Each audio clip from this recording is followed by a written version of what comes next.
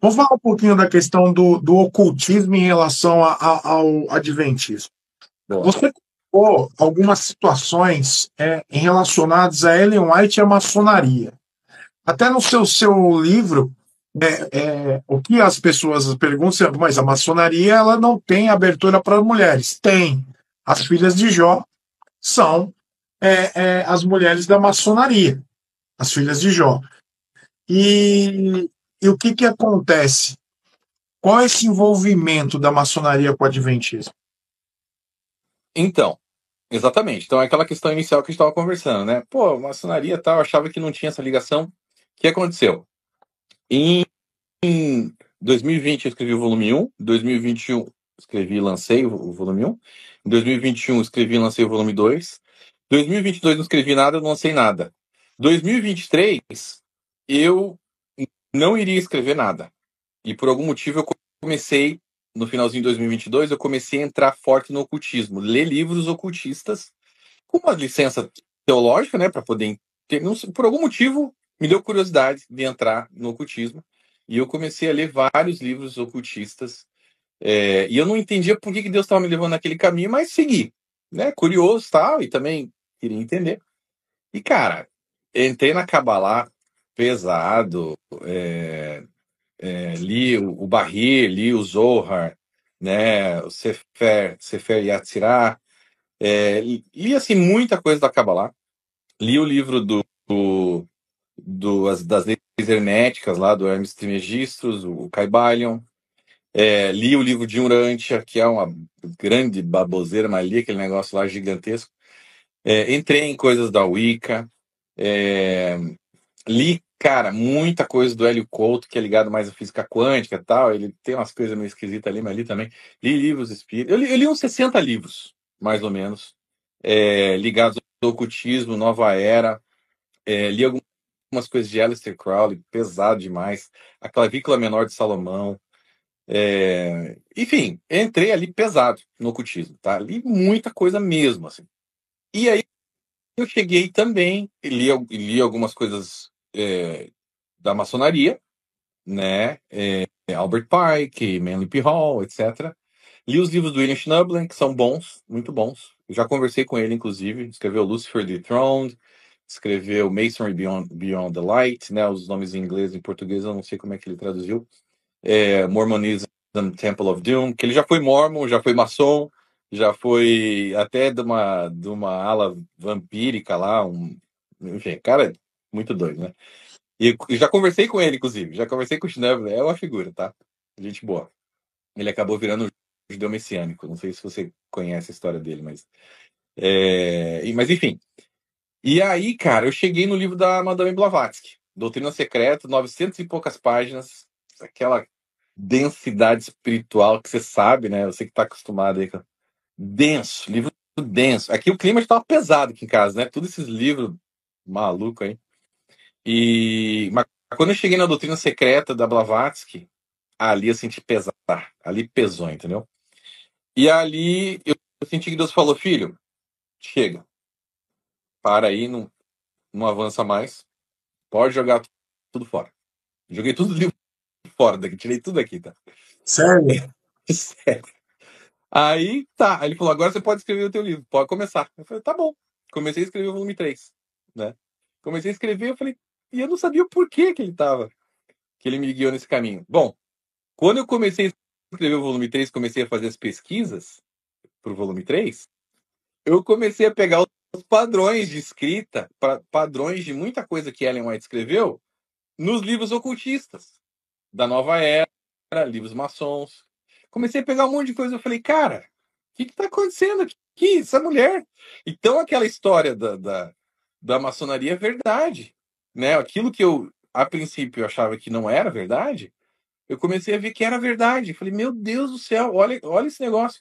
Então, eu separei um capítulo, que é o capítulo 10, para falar só sobre o ocultismo, né? Eu creio que é o capítulo mais forte do livro. Né? A gente deixou meio que o melhor para o final ali. E de fato, cara, tem muita conexão, assim, coisas que matematicamente é impossível serem coincidências, né? Você vê, por exemplo, os gestos maçons dos pioneiros ali Exato. nas fotos. Tem, Você não tem tem como uma negar. colocou que tem várias pessoas com a mão para dentro, que é um dos sinais maçônicos. Exato, exato. Então você vê, ele tem uma foto, uma das fotos, né? Que mostra ali uns 7 ou 8 pioneiros maçons, pioneiros adventistas fazendo o sinal maçom, né? Do grau 3, grau de mestre maçom, mestre do segundo véu, aquele sinal do grau 3, né? Você vê fotos de Ellen White fazendo o sinal de companheiro maçom, que é do grau 2, o Edson White fazendo o sinal de mestre maçom, do segundo véu. Você vê do rito escocês antigo e aceito, né? Você vê, por exemplo, James White, que o nome dele em português, Tiago White, fazendo um sinal maçom já do rito de York, que já é um sinal de cavaleiro templário, que é um outro rito de York, é um outro rito, né? Ou seja, ele já era um cavaleiro templário, ele já estava lá em cima, o James White, né? Então, assim, isso tá tudo, cara, registrado, comprovado, tá lá as fotos, você não tem como negar. Com foto, não tem o que falar. Tá foto lá, não tem o que falar. Não, não, não é, não tem. Até a Ellen White também, com uma mão para dentro Exato. da roupa. Ellen White fazendo, outras mulheres fazendo. Você fala, tá, mas que nem se falou, mas não tem mulher na maçonaria. Veja bem, existem lojas, já existiam naquela época. A primeira loja oficial que aceitava mulheres na maçonaria foi uma loja francesa, lá, Le Droit Humain, né? Uma loja lá de Paris, que aceitava. Tudo bem, ela não era daquela loja, mas sim tinham já mulheres que eram aceitas em algumas. Hoje em dia já tem loja mista, hoje já é mais escancarado. Naquela época não, mas o que que ela era? Porque assim, eu tenho vários amigos ex-maçons que se converteram ao cristianismo e me contaram. Eles têm acesso a tudo isso, tá? Eles sabem lá dentro. E eles me falaram, Gleice, os pioneiros adventistas eram maçons, ponto. Tá, e Ellen White? Ellen White era uma paramaçom. O que que é paramaçom? Paramaçom é uma pessoa que recebe as honrarias de um maçom sem, de fato, precisar passar pelos ritos, etc. Por quê? Porque ela tinha um domínio espiritual sobre muita gente já, né? Ela tinha essa moral, digamos assim, para receber essa honraria e receber vários dos privilégios maçons, até porque o filho dela provavelmente estava fazendo sinal ali, o marido era, e vários pioneiros adventistas eram. Então, na época, assim, quem era. Hoje em dia, a maçonaria ainda é forte, mas ela era muito mais forte naquela época, né? Então, se você era maçom, você abria um monte de porta. É fato, entendeu? Se conectava com um monte de gente e tal. E eles ajudavam mesmo, ainda se ajudam demais, né? Então, A também é uma organização paramaçônica que leva os nomes das 3 filhas, as filhas de Jó. As filhas de Jó é uma organização paramaçônica que leva o nome das 3 filhas de Jó pelo que eles têm de tradição. A Késia, que significa fé, Gemina, que significa pureza, e a Keren Apuk, que significa triunfo da fé. Então, as mulheres elas entram para a maçonaria através das filhas de Jó. Né, que, na realidade, aqui ela é destinada às mulheres de 10 a 20 anos. E aí depois você tem as lojas que ainda aceitam as mulheres como maçons. Mas como é que esses caras conseguem fazer tudo isso? Apesar também que hoje tem pastores maçons. Né? Tem. A gente tem essa coisa. Tem muito pastor maçom e de fato tinha já antigamente até em várias instituições, não só na Adventista. Aí você vai falar, tá, então você vai, né, criticar aí os pastores batistas da Assembleia, etc. Cara, não é essa a questão. A questão é que ela publicamente era contra a maçonaria. Exato. Ela dizia que era do diabo. Ela dizia isso. Você entende o problema? Então, assim, isso que vocês precisam entender, gente. Tá? Era uma máscara. A coisa toda ali era uma farsa. Né? E você fala, tá, mas não, mas isso era uma coincidência. Eles estavam com frio, então eles colocaram a mão assim, acho que devia estar. Ou era algo assim, meio chique na época. Fazer. Tá, então é uma coincidência. Então tá bom. Então me diz o seguinte: é uma coincidência também que ela colocou um obelisco maçom no túmulo dela? Com o olho de Horus. O olho de que tudo vê na litografia que ela criou com James White, que é o desenho que tá lá em Loma Linda, que o pessoal pode ver ali, criado por eles, os termos e as expressões maçônicas usadas por ela nos livros dela, como você bem disse, o olho que tudo vê, o Gadu, grande arquiteto do universo. Pelo amor de Deus. Esse termo pode procurar, meu irmão. Não existe na Bíblia. É um termo maçom.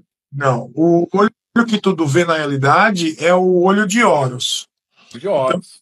Então, representa a onisciência, o poder de proteção. Ou seja, ou você acredita que Deus é onisciente, porque são os atributos incomunicáveis de Deus, ou você acredita no Gadu, ou você acredita no olho que.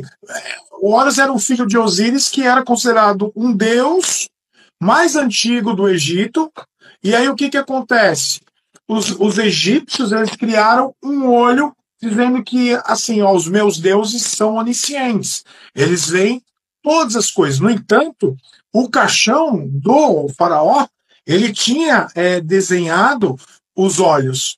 Aquelas pinturas que eles fazem de par de olhos dentro do caixão do egípcio é para que o faraó, após morte, consiga ver o mundo dos vivos. Quer dizer, para que tenha contato com o mundo dos vivos. Então, o símbolo egípcio, que é totalmente pagão, é totalmente diferente daquilo que Deus falou para o povo. Ó, vocês vão sair aqui do Egito, vocês deixem as coisas lá de lá. Eu vou levar vocês para uma nova terra, vou levar vocês para um novo lugar, e vocês deixem todo esse paganismo para lá. Esse é o ponto. É uma questão de louca quando você vê aquele obelisco no túmulo lá. E ainda vai falar assim, não, mas isso aqui está tudo bem. E o mais interessante, que a história da mitologia da questão do olho de Horus, é que Horus, ele teve seus olhos furados, arrancados, né? Em uma batalha com o tio Sete. Né? O tio dele lá era bonzinho pra caramba. Não, tio, vem cá que eu vou te arrancar o seu olho aqui. Aí ele tem um outro cara que se chama Tote, que ele cura os olhos de Horus. Só que é um símbolo protetor.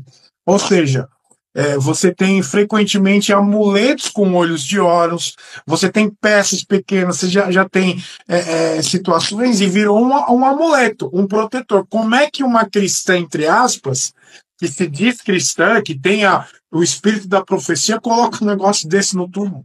Exatamente.